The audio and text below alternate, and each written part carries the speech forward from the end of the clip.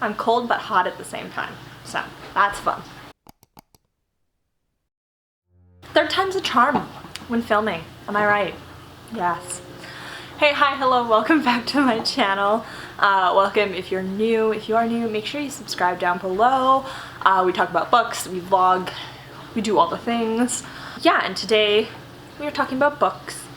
In particular, we are talking about all the books that I read in 2021. I have a list here on my phone that we're gonna go off of. I read a total of 38 books. I wanted to read 50, that was my goal for the last year. However, things don't always turn out how they're supposed to.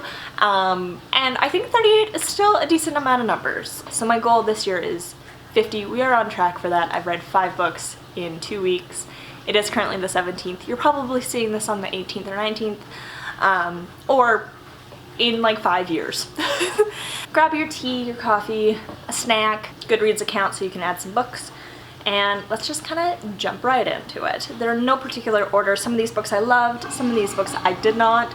Some of these books are audiobooks, memoirs, Libby books, Kindle books, physical books.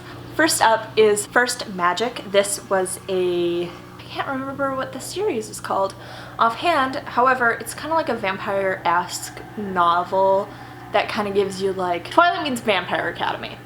And it was a great book. I look forward to reading the rest of the series, hopefully by the end of this year.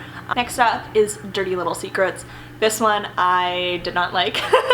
I read it in 24 hours just to push through and say that I got through it, and then I gave it away because I did not like it. And I think it would have been better split up amongst some other, like amongst a few books versus just one, because I feel like the author tried to cram so much into one book that it just didn't really work for me. Next up is the very first audiobook that I ever read, and that is Green Lights by Matthew McConaughey.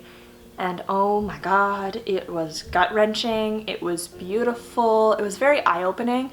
I think a lot of people look at famous actors and just famous professionals in general and think that their lives have always been perfect, and that is very much not the case. And in listening to this book, it was phenomenal. I almost cried a few times, and it's very gut-wrenching, and I don't think I could have gotten through it reading it physically, so I'm very happy that I got it for free on Libby. Next up, we have another memoir, and that is Things I Learned from Falling. This one is a hiking memoir that is incredible. If you like the movie Soul Surfer, then this would probably be right up your alley because it's incredible, and like there's a few details in there that you think like, okay, well, how's this gonna really play into it? Like, what does this really have to do with anything?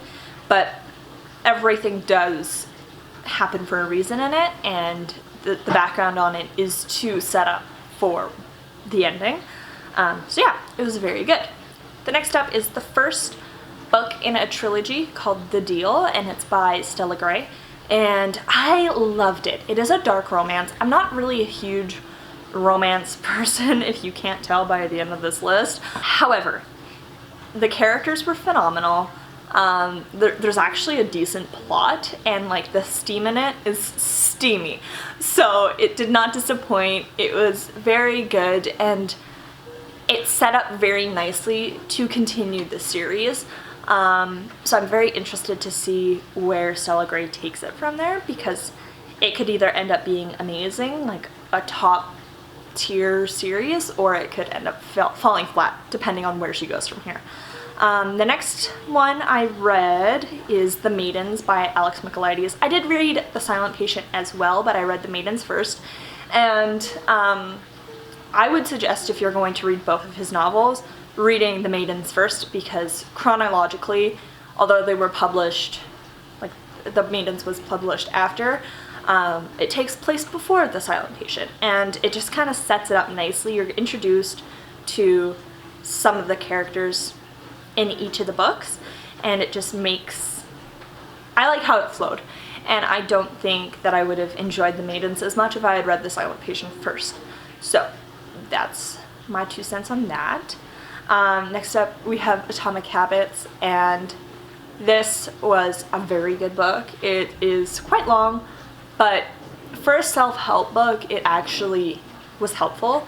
It wasn't just like, oh, so you're struggling? That sucks. Here, buy my $500 course and I will make you feel better. It was like, here's some actionable steps. Here's what you want to do. Here's what you don't want to do. If you want to break a bad habit, here's some steps. And yeah, it was just very good. I think I'll probably listen to it again this year just to keep up with it, and I think it might end up being a book that I read every year. Next up, we have 2 books from an author who happens to be friends with my mom, and I know her personally, and that is Love Because Death Doesn't Fuck Around and Forgiveness and Other Stupid Things by Tamara Plint. And these are some memoirs that she's written. They are gut-wrenching, they are beautiful, they just make you think, and I think everybody should read them.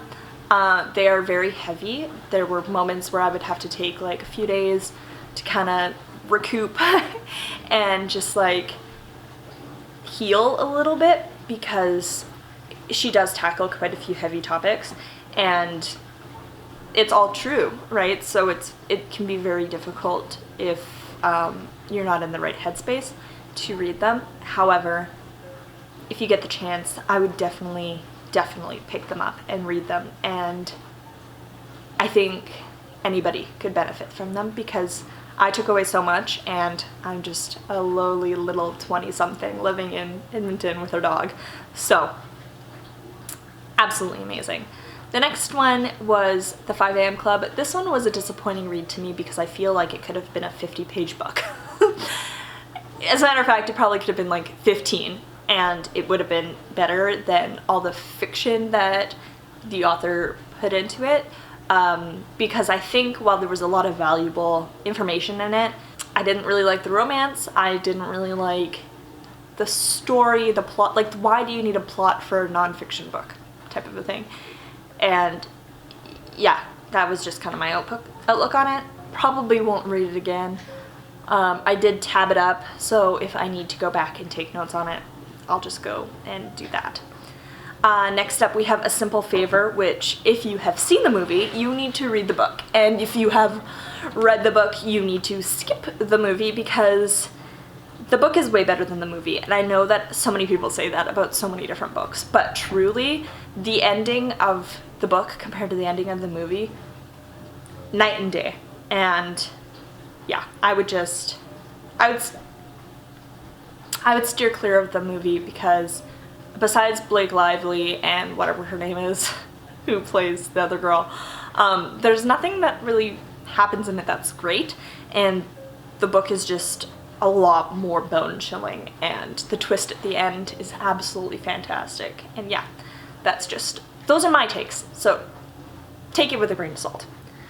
Next up, we have The One Thing, which I really enjoyed. I think I took more out of this book than quite a few books that I read over the year, even though it can be redundant, like a lot of self-help books. I found that the way that the author wrote helped with the redundancy. So while he was reiterating the same thing maybe 5 or 6 times, it didn't feel like that because of the writing being so well done. And so because of that, I really, really enjoyed it, and I think I might end up rereading it in the future. So apparently in this next clip here, I forgot to name the book that I'm talking about, and so I just wanted to hop on here, Editing Emerald, and let you know that it is The Song of Achilles. It is an incredibly hyped book, and I feel like over the last few years it has just received a ton of attention in both the social media community, the book community in general. I wonder if they're going to make it into a movie, because that would be beautiful. And I was hesitant to pick it up because of the amount of just attention it was getting, and I was like, oh, everybody says that it's amazing, everybody says it's a 5 out of 5, like, that there's nothing wrong with it, blah, blah, blah, and like, that'll make you cry. And then when I finally got to pick it up, everything was true. It almost made me cry. Not quite. I'm not really a reader who cries. Like, I'll cry at a movie, but I won't really cry at a book. So there's that. I wish it had a sadder ending. Like, I wish it wasn't a happy ending, but that's just like me being an evil me. But yeah, absolutely beautiful. The author has quickly become one of my favorites, and I am very excited to read her other books. Next up, we have Switch on Your Brain. I don't really remember this one very well, so I'm not going to really talk about it. And we also have Battlefield of the Mind, which was a religious take on, I think it was a religious take? Yeah? On like how your mind works. And I got maybe 40% through, and then I couldn't get myself to read the rest, so I ended up having to rent it on Libby and just listen to the audiobook on 2.5 speed. So there's that. Next up we have The Nest, and I am so happy I finally read this book. I was in like a 4 or 5 year reading slump prior to reading this book, and I had this book on my TBR for 4 to 5 years. And when I finally got around to reading it, I am so happy I did, because it is absolutely incredible. The writing is beautiful. The characters that we follow are so well built. Like, you can tell that the author took time to actually create these people and this family, and it was just absolutely gorgeous, and I think everybody should read it. I loved it. I think that everything that happens in it happens for a reason, and I think that's absolutely beautiful, and for that reason, loved it.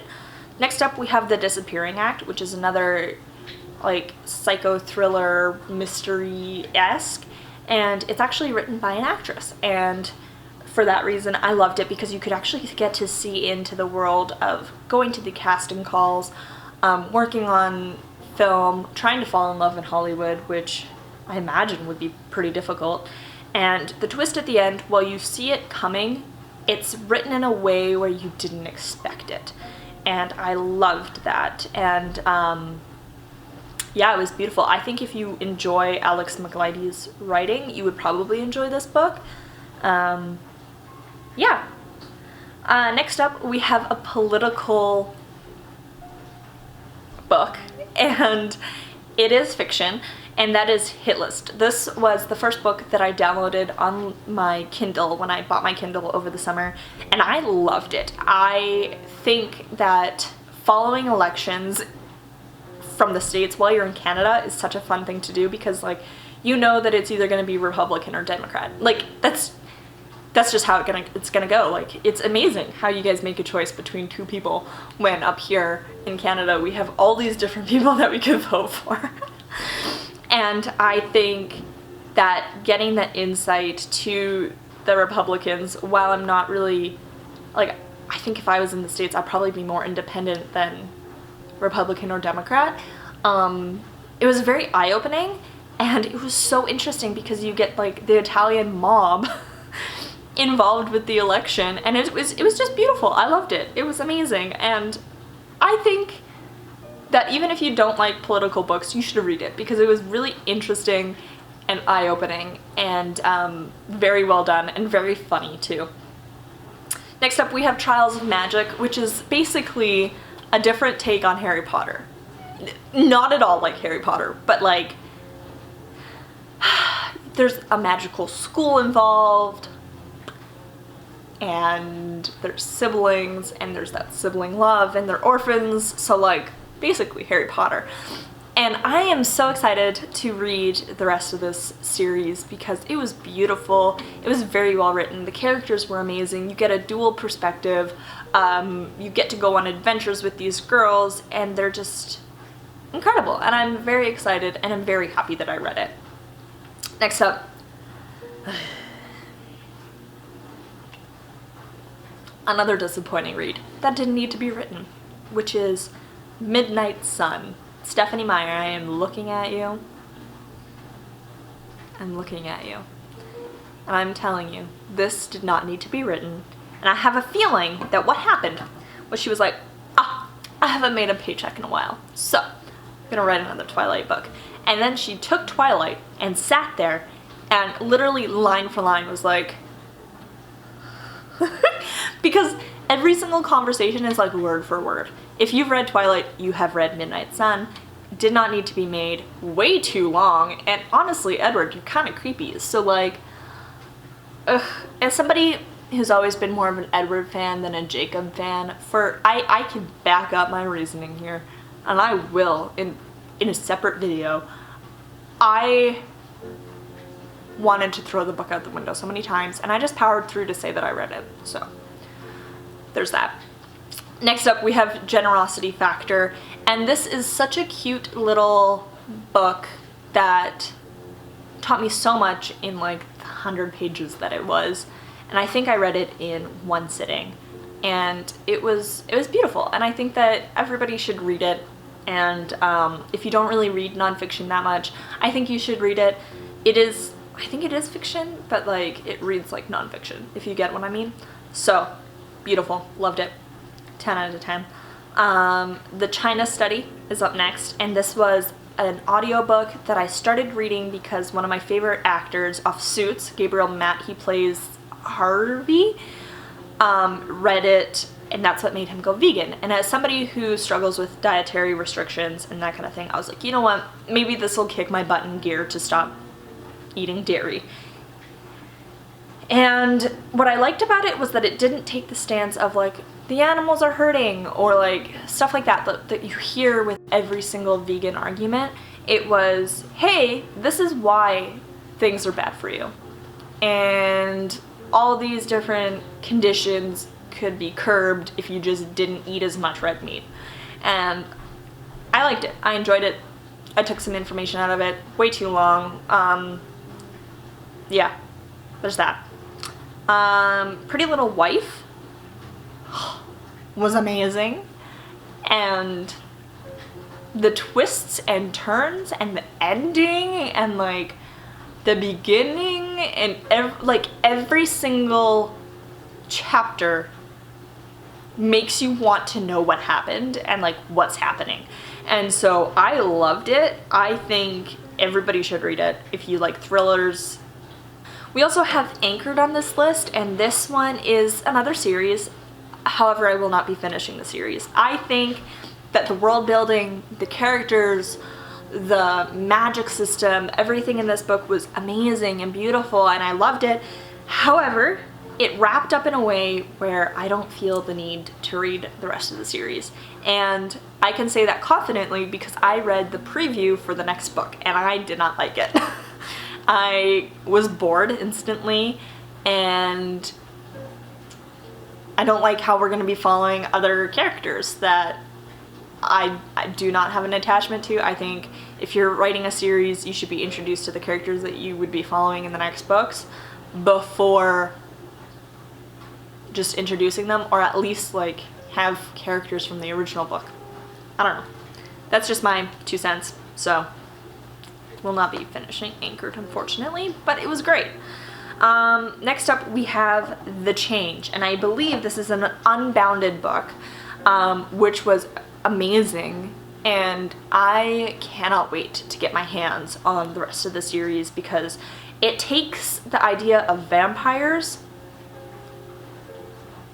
/ immortals and like changes it. I love that idea, and it's not world building because it takes place in our universe, but the characterization and I guess you could say magic system. Chef's kiss. Next up, we have 3 books that are in a series, and that is the Dragonblood series. We have Balanced on the Blade's Edge, Deathmaker, and Blood Charged, and oh my god, I love these books and I love these characters. And I cannot wait to get my hands on the rest of the series. I love these books. I love these books. And while Deathmaker wasn't my favorite, it's simply because I had such an attachment to like Ridge in the first book that I wanted more of him. And I was like, okay, I understand that we're getting these characters for a reason, and obviously in the third book it made up for it, and I was like, oh, that's why. But I wanted more Ridge. So yeah, there's like romance in it, there's a little bit of steaminess, not too much. The magic system is incredible. The magic is incredible, and I just loved it. And like, I can't wait to read the rest. Do you ever get sad because you have all these books that you want to read, but you know you're gonna die before you can read your entire TBR? Because that is me.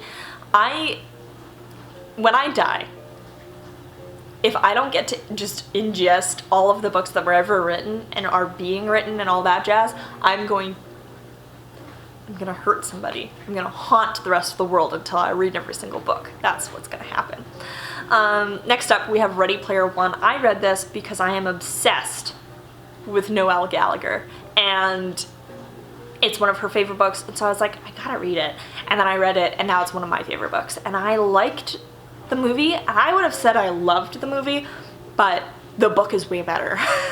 Not to be one of those people, but like, the book, and it hits you right in the heart, and it's amazing, and I'm very excited to read Ready Player 2. It is on my Libby app. I plan on reading it sometime between now and then.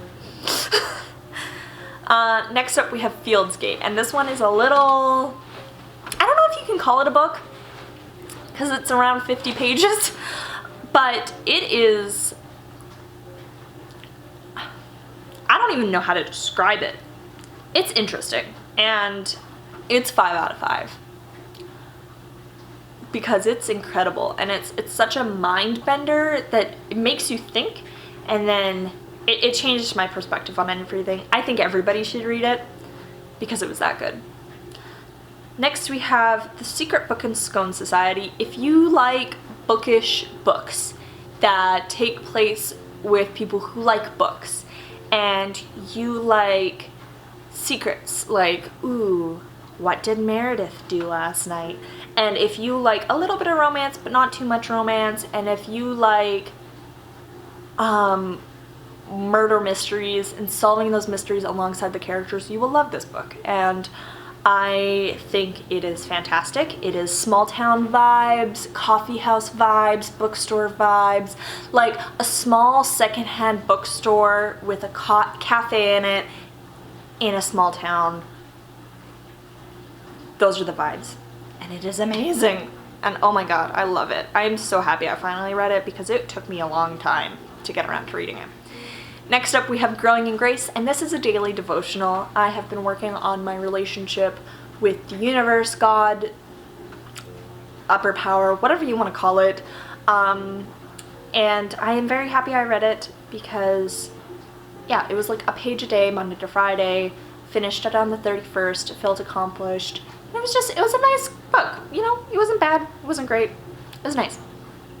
Next up, we have Acres of Diamonds, and this one, again, I think everybody should read it because it made me really think about everything that I have, and it made me very grateful for the life that I live. And yes, it does read a little bit like somebody's giving a public speech, and I think that is what's happening in it, but it was really good. And next up, we have Out of the Ashes, and this one, I forgot I had read it because it was that bad. Will not be continuing with the series, and it was a waste of like an hour and a half of when I read it, so there's that.